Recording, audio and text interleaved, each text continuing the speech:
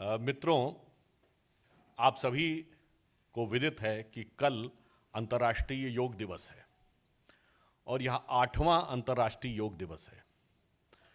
इस दिवस का स्मरण इसलिए अधिक आवश्यक प्रतीत होता है क्योंकि जब मई 2014 में देश की जनता ने प्रधानमंत्री श्री नरेंद्र मोदी जी के नेतृत्व में हमें जनादेश दिया था, तो वो जनादेश सिर्फ सरकार बदलने के लिए नहीं था, एक विचार बदलने के लिए था, मानसिकता बदलने के लिए था और युग बदलने के लिए था। भारत दुनिया का शायद इकलौता देश होगा जिसका इतना व्यापक सांस्कृतिक प्रभाव पूरे विश्व में हो। अगर आप पूर्व में देखें तो इंडोनेशिया है, जिसका व्यवहारिक मीनिंग जानते क्या है? Nesia is a Greek word for island और इंडोनेशिया मीन्स भारतीय द्वीप। और पश्चिम में आप जाते हैं तो कोलंबस तो अमेरिका में पहुंच गया बाई एक्सीडेंट, वो तो इंडियन खोजने गया था, इसीलिए वो समझता रहा मैं भारत में पहुंच गया और वहां के मूल निवासियों को इसी वजह से रेड इंडियन कहा जाता है। कहने का तात्पर्य इतना व्यापक प्रभाव, परंतु दुर्भाग्यवश आज़ादी के बाद लंबे समय तक इसका कभी भी समुचित प्रयोग नहीं किया गया। मगर मोदी जी ने आने के बाद 27 सितंबर 2014 को ही अंतर्राष्ट्रीय योग दिवस का जो प्रस्ताव संयुक्त राष्ट्र संघ में रखा था, जो भारत का एक बहुत ही सौम्य सांस्कृतिक प्रभाव, जिसे कह सकते हैं कि very decent soft effect on entire world which is been witnessed. और यह हमारी एक इसलिए स्मरण करने की आवश्यकता है कि हमारी कूटनीतिक सफलता का भी इतना बड़ा प्रमाण था कि 193 में से संयुक्त राष्ट्र संघ के इतिहास में 177 देश इसके समर्थक नहीं बने थे, इसके सह प्रस्तावक बने थे। They have not become the seconder, but they have become the co-sponsorer, which is the maximum number for any resolution in United Nations.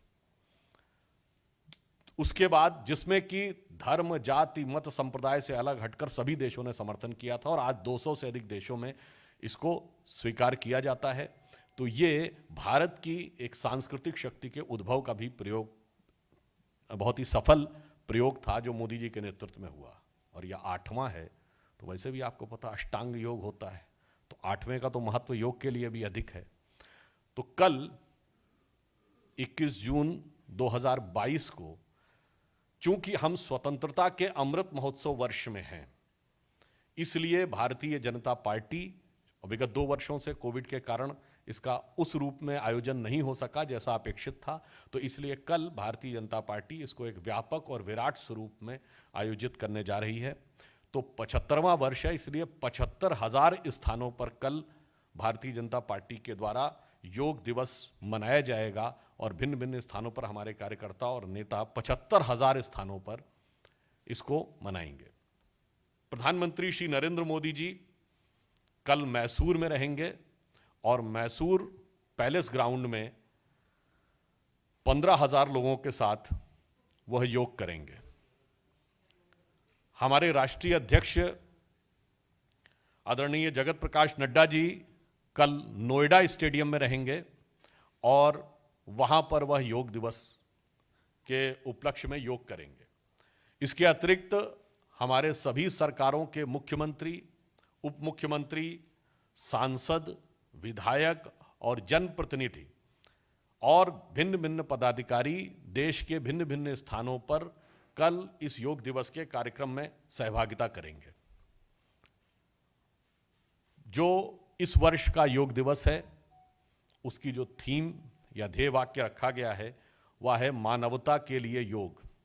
अंग्रेजी में कहेंगे तो योगा फॉर द ह्यूमैनिटी। चूंकि हम ही एकमात्र सभ्यता हैं जो सिर्फ मानवता नहीं बल्कि देवता तक का मार्ग हम दिखाते हैं, और योग हमारे व्यायाम से लेकर शरीर की भिन्न भिन्न ऊर्जाओं के योग से लेकर आंतरिक आत्मिक शक्ति के योग तक का मार्ग प्रशस्त करता है। इसलिए इस बार का जो थीम है वह योगा फॉर ह्यूमैनिटी और मानवता के लिए योग है। और हमें विश्वास है कि विगत 8 वर्षों में जिस सफलता के साथ ये हुआ है, कल का आयोजन में हम देश के आम नागरिकों से भी पार्टी की तरफ से यह अपील करते हैं कि आप सभी लोग योग दिवस के इस कार्यक्रम में सहभागिता करिए।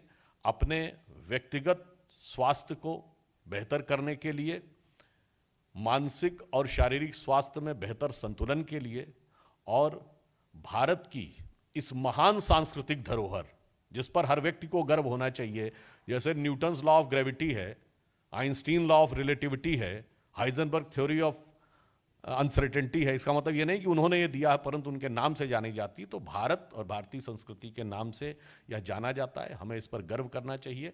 और जो पार्टी ने यह प्रयास किया है, प्रधानमंत्री जी और राष्ट्रीय अध्यक्ष जी जो यह कल सहभागिता करेंगे और सभी हमारे वरिष्ठ नेता और मंत्रीगण करेंगे, उसमें सभी लोग अपने स्तर से इसमें सहभागिता करें।